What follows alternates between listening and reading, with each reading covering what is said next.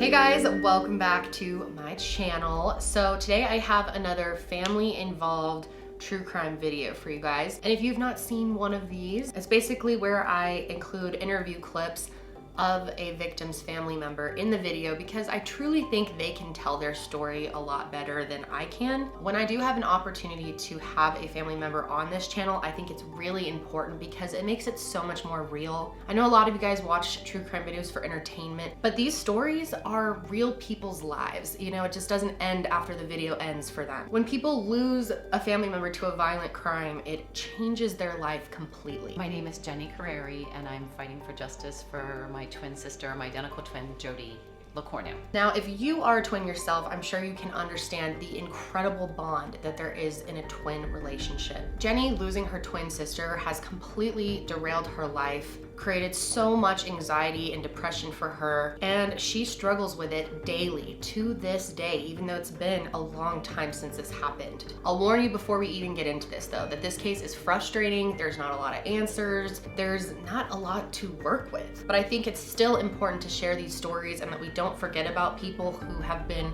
somewhat forgotten by the system. So Jenny and Jody were really close from the day that they were born, really. Can you tell me what it was like growing up with a twin sister? Really, just fun. Always having your companion, your best friend there. We were always together.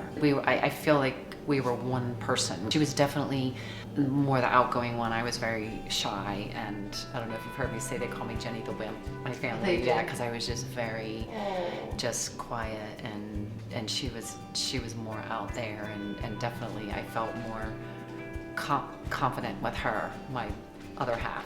So a lot of twins describe that bond, you know, especially identical twins seem to have this really inseparable bond where you feel like you really are the same person. Yes, definitely, and we knew what each other were thinking. Which one of you was technically older? She was 2 minutes older. Okay. She was definitely the older one. Did she like to hold that against you? Yeah, oh yeah, definitely. Now, life was not easy for Jody and Jenny right out the gate pretty much because they were struggling with a father who they loved, but who also was an alcoholic. He was a really good man. He was very smart. We grew up in Annapolis, so he was working in DC at the time, and I remember, you know, that he would drink at his office before he would come home, and I remember just looking out the window every night thinking, oh my gosh, is he gonna make it home? Like just really sad, like worried. We ended up having an intervention with putting my dad in the treatment program. And it really affected their lives. They actually both started drinking themselves very young. We hooked school one day and we got into it. He would keep it in his bathroom. I mean, we were in 8th grade, I think. Wow. 8th grade, yeah. So we drank vodka and got it, you know, smoked his Camel non-filters, and just, we were like, this is the life. This is like, and that was it. I mean, that's from there on, we just started. And then, but we got in trouble, like, you know, for hooking school. They put us in a Catholic school in our town. But, you know, once we started there, you know, we were 14 and hung out with the older crowd, and we were drinking all the time. And really? Yeah. So it got worse as you went to Catholic school. Oh my gosh. Yeah, it was crazy. I mean, my sister was 14, and like I said, she was always the more outgoing one. I mean, she had a fake ID when that said she was 24. Wow. Yeah, I mean, it's sad. Our high school years was just about drinking, and then, you know, we got involved in drugs. And my parents started taking us to a psychiatrist. Like, they were like trying everything. We just went downhill really fast. Like, when I look back, I can like feel that sadness of just always like trying to feel better or something, you know? Eventually, Jenny and Jody were struggling so much with their addiction that they were put into rehab. My parents ended up putting us in a treatment program in Virginia, and they were about to kick us out of the high school because we were, you know, getting in trouble there. They put us in this place called Straight. It was a 2-year program. That was when we first got separated. Like, we weren't allowed to talk to each other. They said we were druggie sisters, and that was it. When they were put into rehab, they were separated, and Jenny said this was just really hard for them. We did a podcast with Jenny and talked about this. Many people brought up the fact that this is normally what they do because oftentimes twins can be, I guess, codependent on each other, and if they're both suffering with an addiction, they can make it worse for each other by being around each other. So I think that was their thoughts when separating. But anyway, it really was emotionally hard for them. And I think not having that time with her sister really hurts Jenny to this day because they didn't realize how limited their time together was. Like I said, we didn't talk for months. and it was horrible. And I ended up running away because it was horrible. Then I got brought back because I just had nowhere to go. So I ended up going back to my parents and they brought me back.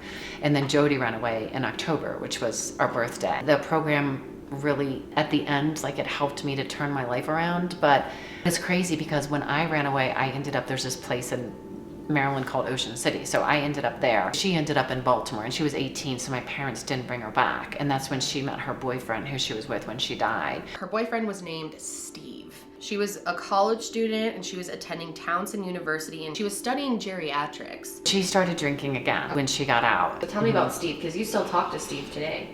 Yeah, we didn't talk for years and years. Jody met him and they both drank a lot, and that was a huge part of their relationship. So the timeline really starts on February 29th, 1996. That evening, Jody and her boyfriend Steve got in a pretty big fight. The next morning, March 1st, she went to work. She was working as a receptionist at the Eastern Savings Bank in Hunt Valley, Maryland. But when she got off of work, she didn't go home. Instead, she went to this tavern that she used to like to hang out at all the time with a couple of friends. This tavern was called the Mount Washington Tavern. She liked to go to this one bar, the Mount Washington Tavern, and he didn't like her being there. Okay. He liked them to be at home and have their drinks. And she had gone to the bar that night, and I think she had just come off a time of being sober. He got really angry hearing that she was at the bar Friday morning, which would have been March 1st. He said they got into a fight and told her not to come home. You need to go to your parents' house, which is 45 minutes away from Baltimore. Now, we cannot confirm this, but Jenny told me that she believes that Jody had somewhat of a crush on the bar's manager. Jody, I believe, went to the bar because she had a crush on the owner of the bar. And it seems to Jenny that Steve didn't really like when Jody would go to this bar. So Jody was there a really long time, actually till closing time, like 2 a.m. And I'm sure a lot of you are wondering, she was drinking while she was there. Instead of just going home after this, Jody actually decided to give this guy a ride home from the bar. He was like a janitor type person that worked there.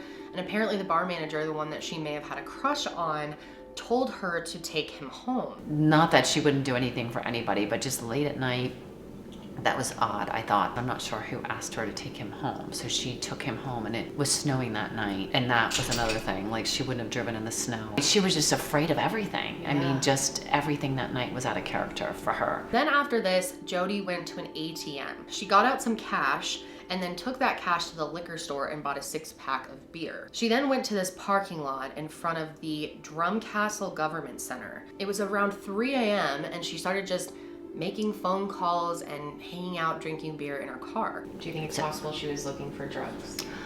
I mean, I think anything's possible, but I don't feel that she was doing alcohol was definitely her drug of choice. Now, while she was sitting in her car, an unknown male walked up to the car. And the reason we know this is there were a lot of witnesses, actually. But he approaches the car at the driver's side window and she rolls it down to talk to him. According to witnesses, they chatted for a few minutes and then the man walked away. And then he walked back to his car, which was parked a little ways away from her car. But then the man got out of his car, walked over to Jody's car and shot at her vehicle. And it was only one shot, and this bullet went through the back passenger window, broke that. It went through the driver's side seat and into Jody's spine, and it actually severed her spinal cord, which we all know is a fatal injury. But miraculously, she actually was alive and conscious for a few minutes. She frantically drove her car across the street, entered another shopping center parking lot. Even though she had these injuries, she still drove, clearly trying to get away from this person. And eventually her car came to a stop and she passed away. And witnesses are watching this whole thing.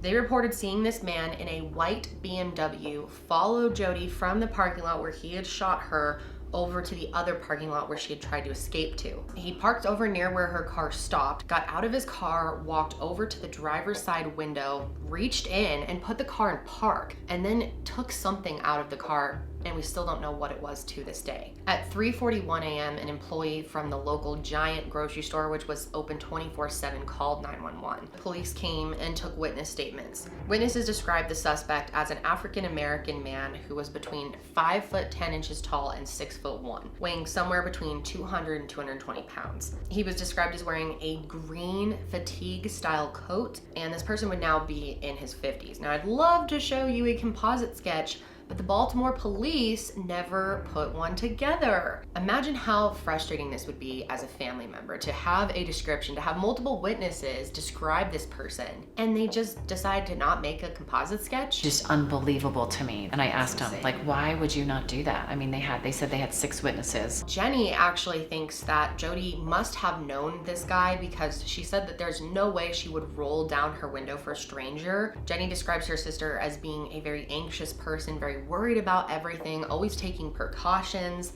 and she just doesn't think that she would roll it down for anyone. Now, as far as evidence goes, there were 2 sets of fingerprints on the car that were lifted and saved, but it has not been matched to anyone. Because this was a crowded space and, there were 24-hour businesses around, there were multiple security videos taken by multiple businesses. However, this has never been released to the public. We do have multiple witnesses, which is huge, especially for a crime that happens in the middle of the night. Oftentimes, no one is around to see something like this happen. As far as we know, Jody had no concrete plans to meet anyone specific that night. I'm sure a lot of you are thinking maybe Jody was getting into drugs. She did have history with drugs and alcohol in the past. Is it possible that this man was a drug dealer? That's exactly what police were thinking from the beginning, that this was a drug deal or a robbery, something like that gone wrong. But when they did a toxicology report on Jody, there were no narcotics in her system. It was purely alcohol. But Jenny has thrown out the idea that maybe she was getting them for someone else. Obviously, her boyfriend Steve carries a lot of guilt in the fact that he told her not to come home that night. Maybe she wouldn't have been in the parking lot at 3:40 in the morning. Baltimore County Police have told Jenny that they do have 2 suspects that they're kind of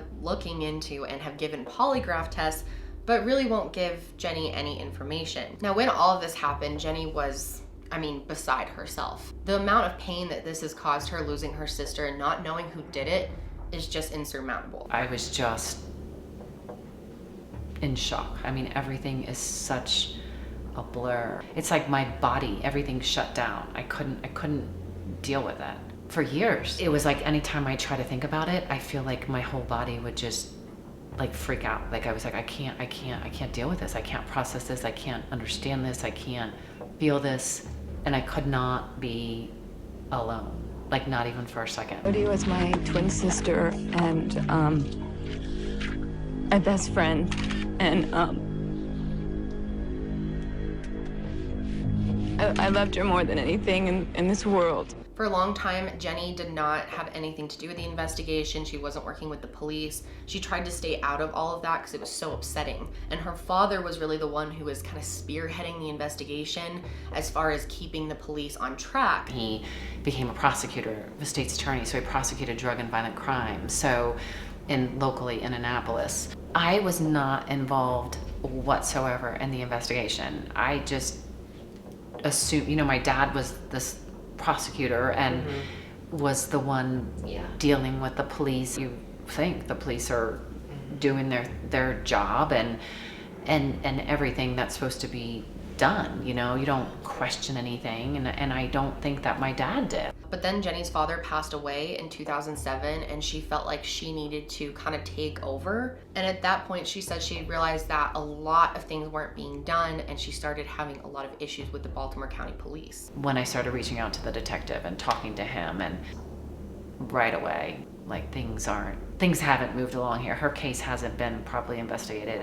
For years, I would just find out everything I could and getting contradictions, and he was inappropriate with me and the detective, and call it their customer service was horrible, and just finding out people that they said they'd interviewed that they hadn't, and people that they should have interviewed that they hadn't, just finding out. I was spending every minute I could trying to find out as much as I could. They put out early on the description of the suspect.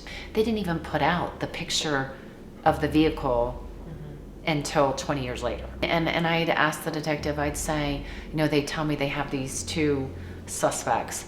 And so talking about suspect number 2, I'm like, did you talk to him? And he's like, I don't recall if I talked to so-and-so. And I'm like, Recall? what? I didn't even interview people she was talking to at the bar.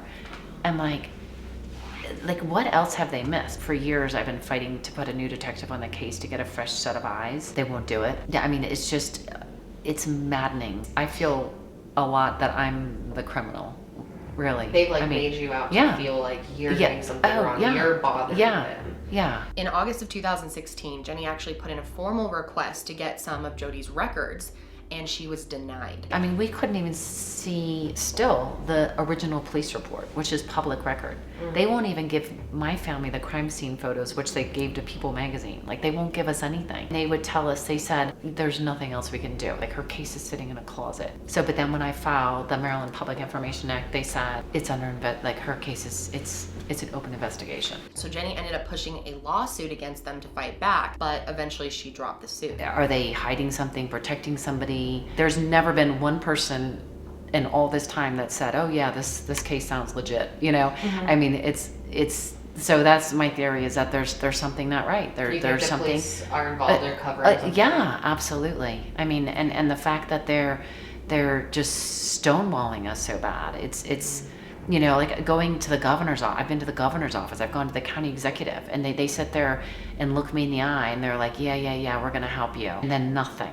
Baltimore County Police to this day refuses to give Jenny or the family any information regarding Jody's case. They have been very secretive about what they have or what they don't have or what's being done. And they say that the reason that they're doing this is because they're worried it could jeopardize the case. And one thing that's really bothered Jenny is that the police actually decided to give them the vehicle back that she was shot in. Essentially, this is the crime scene, and they just gave it back to the family. Now we have a lot better technology when it comes to evidence and DNA processing. So Jenny thinks they should have held onto that car until this was solved, because now they can't even use it as evidence as it's been discharged from the police. Jenny told me she just does not get along with the current detective, that she's constantly being blocked or shut down or told that she's contacting them too much. She's made several requests for a new detective and has not been able to get one. So at some point, Jenny just took everything into her own hands, and she's been doing tons of interviews trying to spread awareness about her sister's case after all these years. Now she's reaching out to Crime Watch Daily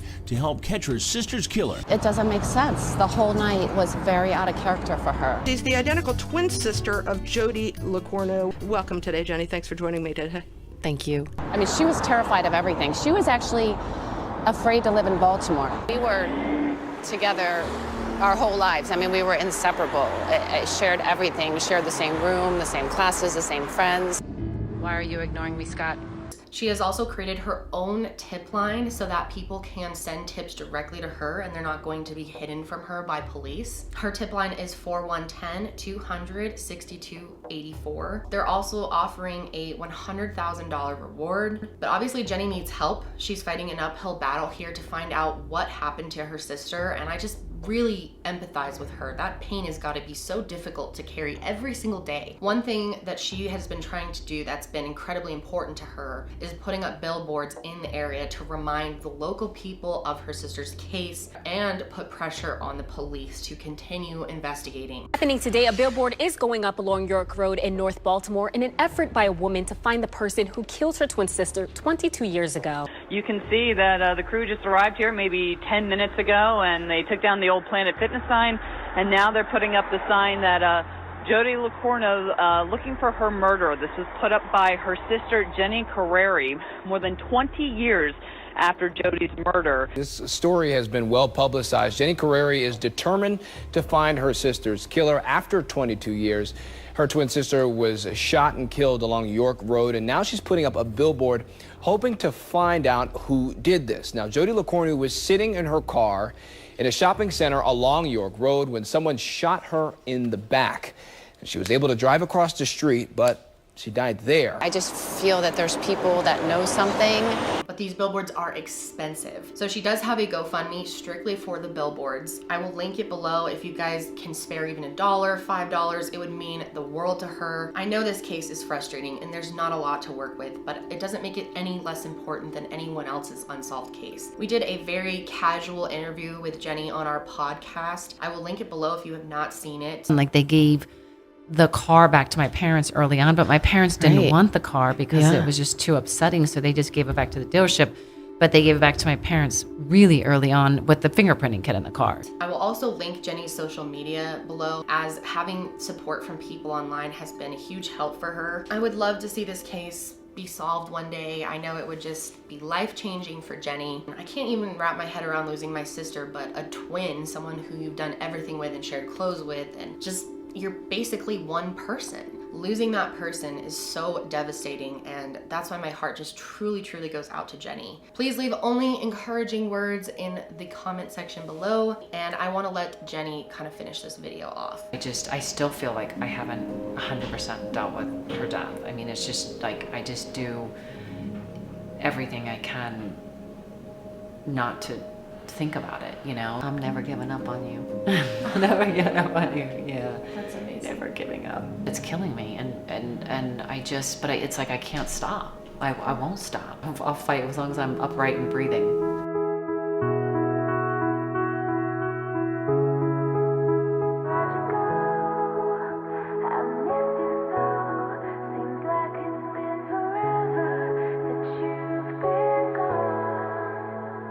Where'd you go?